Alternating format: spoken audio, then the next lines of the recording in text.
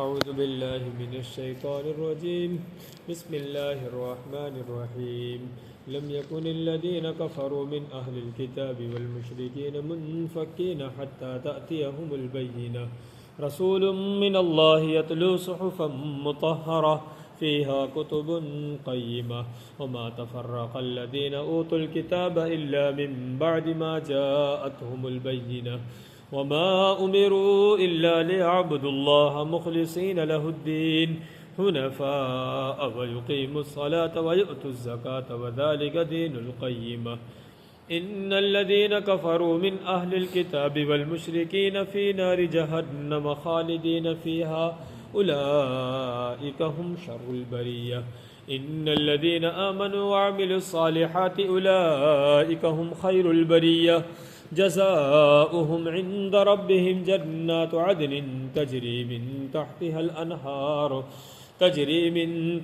الأنهار خالدين فيها أبدا رضي الله عنهم ورضوا عنه ذلك لمن خشي ربه صدق اللہ۔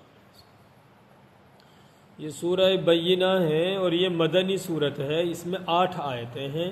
شروع اللہ کے نام سے جو بڑا مہربان نہایت رحم والا ہے۔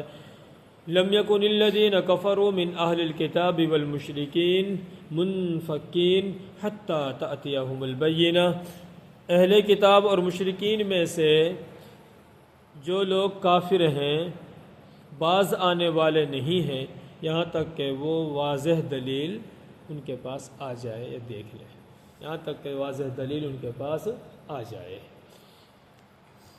اللہ کا ایک رسول جو پاک صحیفوں کی تلاوت کرے جس میں درست احکام لکھے ہوئے ہیں، یہاں تک کہ جو بیان ہے وہ نبی پاک صلی اللہ علیہ وسلم کی بعثت کا مقصد ہے۔ آپ کو مبعوث کیوں کیا گیا ہے؟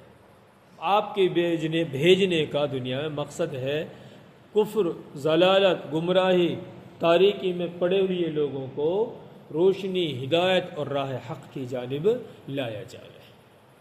یہ آپ کی بعثت کا مقصد ہے۔ اور اس مقصد کو بیان کرتے ہوئے یہ بھی ارشاد فرما دیا کہ یہ اس وقت تک باز آنے والے نہیں اپنے کفر سے جب تک کہ ان کے پاس واضح دلیل نہ آ جائے، اور واضح دلیل سے مراد رسول ہے، یعنی اللہ کا ایک پیغمبر جو صحیفوں کی، کتاب کی جو ہے تلاوت کرے۔ قرآن کریم صحف سے مراد ہے اور اس کی صفت کی گئی ہے پاک، یعنی اس میں کسی بھی طرح کی کوئی غلط یا ناپاک بات موجود نہیں ہے، یہ پاک ہے، صاف ہے۔ اسی طرح سے صحف اس کو کہا گیا ہے، صحف صحیفہ کی جمع ہے۔ لوح محفوظ میں چونکہ بہت سارے صحیفے پہلے موجود ہیں اور ان صحیفوں کی تعلیمات قرآن میں جمع کی گئی ہیں، اس لیے گویا وہی اس کتاب کو بھی بہت سارے صحیفوں پر مشتمل قرار دیا گیا ہے۔ اسی طرح فرمایا کہ درست احکام ہو، یعنی قرآن کریم کے اندر کسی بھی اعتبار کوئی کجی، کوئی کمی اور کوئی جو ہے ناقص، نقص بالکل نہیں ہے، اس سے پاک ہے، صاف ہے۔ قرآن یہ کہتا ہے الحمدللہ الذی انزل علی عبدہ الکتاب، تمام تعریفیں اس اللہ کے لیے ہیں جس نے اپنے بندے پر کتاب نازل کی۔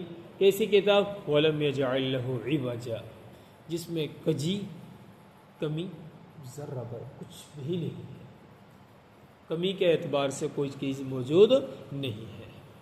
آگے دیکھیں وما تفرق الذین اوتوا الکتاب الا من بعد ما جاءتهم البینہ، بیان یہ ہے کہ کتاب کے واضح دلیل کے آ جانے کے بعد، رسول کے جس کو وہ چاہتے تھے آ جانے کے بعد، حق تو یہ تھا کہ وہ باز آ جاتے اپنے کفر سے، لیکن وہ باز نہیں آئے، بلکہ اور زیادہ یہی سبب بنی ان کے کفر کا۔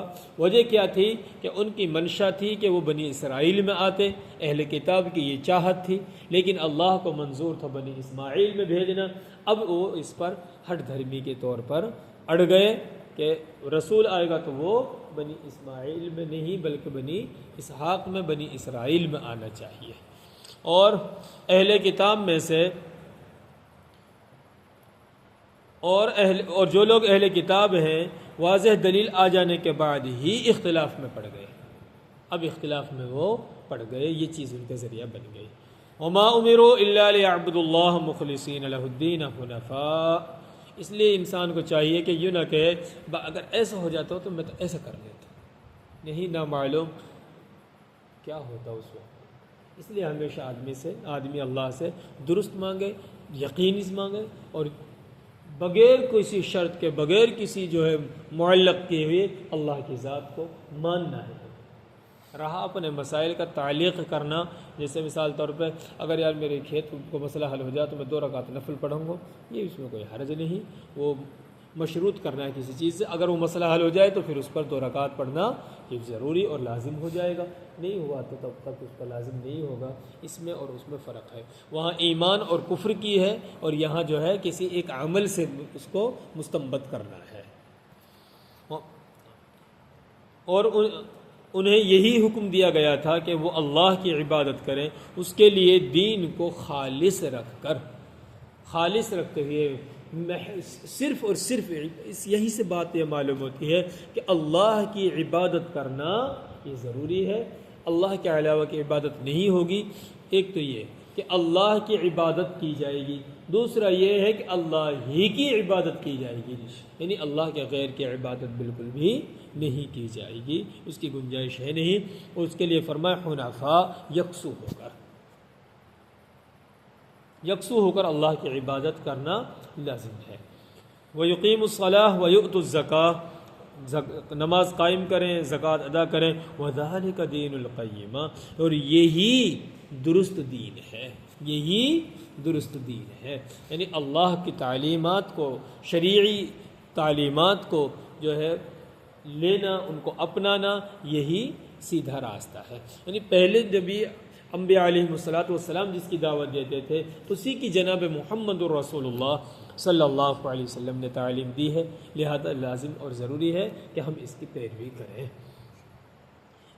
یقیناً وہ لوگ جنہوں نے اہل کتاب اور مشرکین میں سے ایمان نہیں لائے، یعنی کفر کیا، وہ ہمیشہ جہنم میں ہوں گے، فی نار جہنم خالدین فیہا، ہمیشہ دوزخ میں ہوں گے۔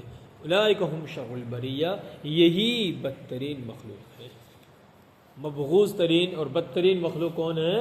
جو اللہ کی ذات پر ایمان نہ لائے۔ ان الذین آمنوا وعملوا الصالحات، یقیناً وہ لوگ جو ایمان لائے، نیک اعمال کیے، یہی بہترین مخلوق ہے۔ یہاں سے یہ بات معلوم ہوئی کہ کیونکہ بیان ہے کہ عمل صالح کرنے والے کو بہتر اور بہترین قرار دیا گیا ہے، تو معلوم ہوا کہ انسان اپنی اصل کے اعتبار سے فرشتوں سے افضل ہے، فرشتوں سے مفضول نہیں ہے۔